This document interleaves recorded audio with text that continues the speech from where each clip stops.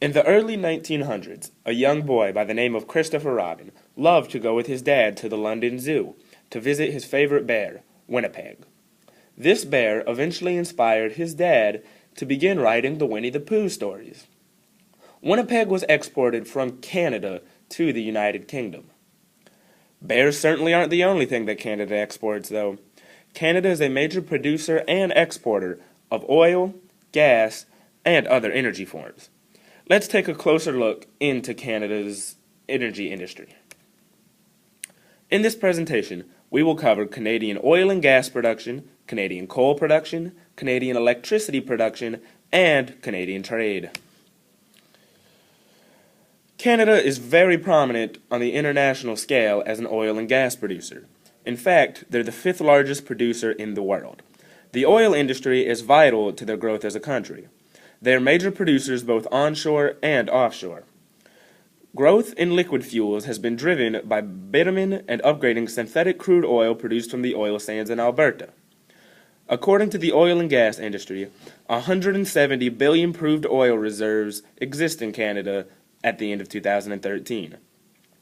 This number should be increased by roughly 4 billion barrels sometime in 2015. Canada is the third largest country in the world in terms of proved oil reserves, after the Kingdom of Saudi Arabia and Venezuela.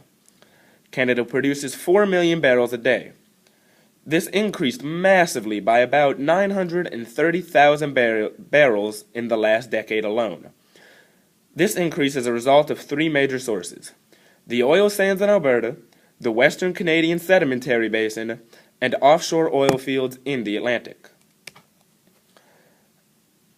Alberta has about 78% of Canada's crude oil, and it's all thanks to the oil sands. The oil sands are growing very, very fast. They're expected to grow by about 180,000 barrels per day annually over the next few years.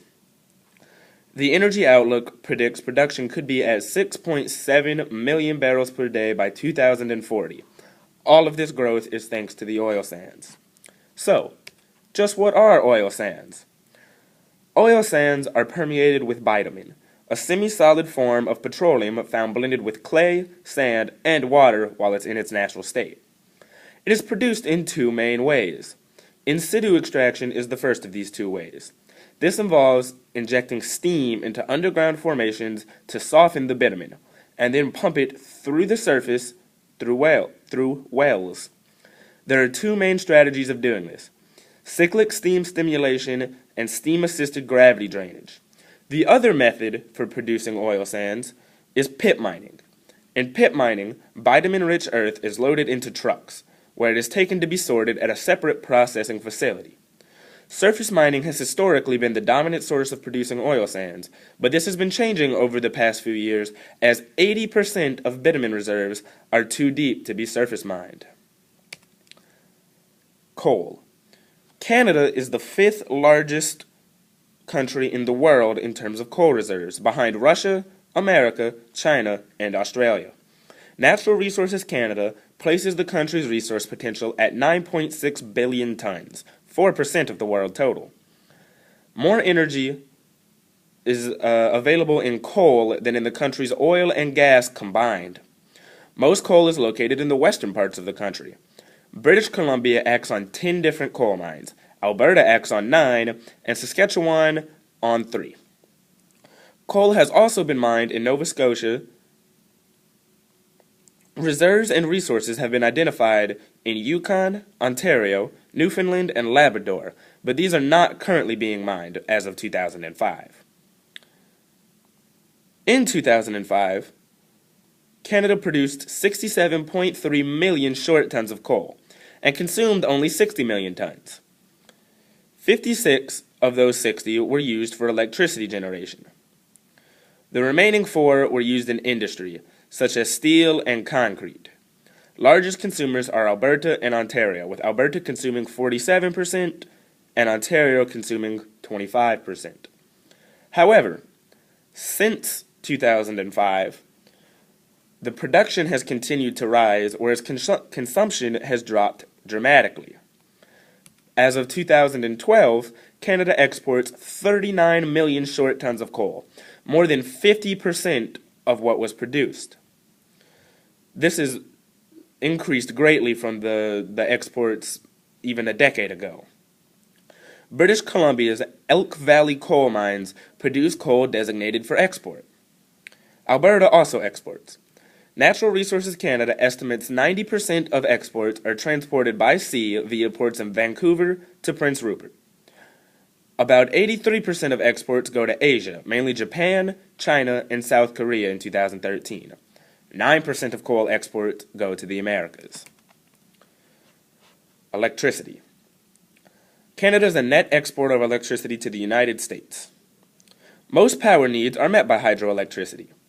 In 2012, about 644 billion kilowatt hours were produced. 58% of this was hydroelectric, 23% were fossil fuels, 14% nuclear, 4% wind, and 1% biomass. Third in producing hydroelectricity in the world. 2/3 of the conventional fossil fuel electricity production comes from coal. The other third is made up of a combination of natural gas and petroleum. In 2011, the capacity for generating electricity was roughly 140 gigawatts. 75 gigawatts came from hydroelectric dams. Robert Barossa Hydroelectric Generation Station is one of the largest hydroelectric generators in the world. In July of 2014, the capacity for generating electricity through wind was 8.5 gigawatts. This number is continuing to increase as time goes on. Trade. Canada is a major exporter to the United States. 97% of Canada's exports go to the United States. Canada is the largest foreign supplier of oil to the United States. This is transported mostly through pipeline. The main path goes from Alberta to the Midwest and to the Gulf Coast. TransCanada is attempting to implement a new pipeline called the Keystone Pipeline XL.